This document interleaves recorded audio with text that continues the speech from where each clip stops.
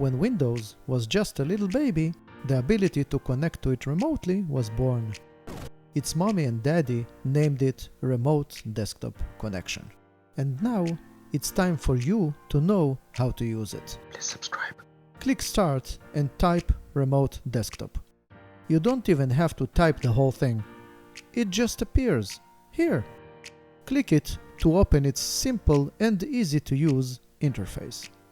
The quickest way to connect to a Windows computer is just type its name and click Connect. That's it. Thanks for watching. But wait, there's more.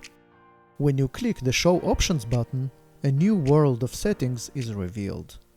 Let's quickly go over the most important options to turn you into a Remote Desktop Connection Configuration Pro. If you want to allow Windows to save your Windows credentials and not ask you every time you connect, type the username here and check this.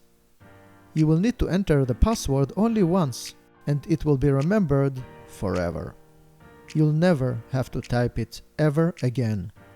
This, in time, will grant you the chance to forget it.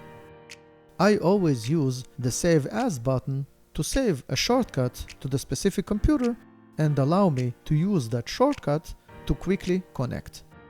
I know it's a surprise, but the Display tab actually has all the display-related settings. This slider allows you to choose a resolution. And you know what? When you have multiple monitors and you connect to a remote computer, only the main monitor will be utilized. If you want the remote connection to use all your monitors, make sure this is checked. I'm gonna risk it by stating the obvious, but we'll say it anyway. No need to reduce the quality, unless you are on a deserted island and your internet speed is slower than you swimming to the mainland. Nothing really interesting in this tab.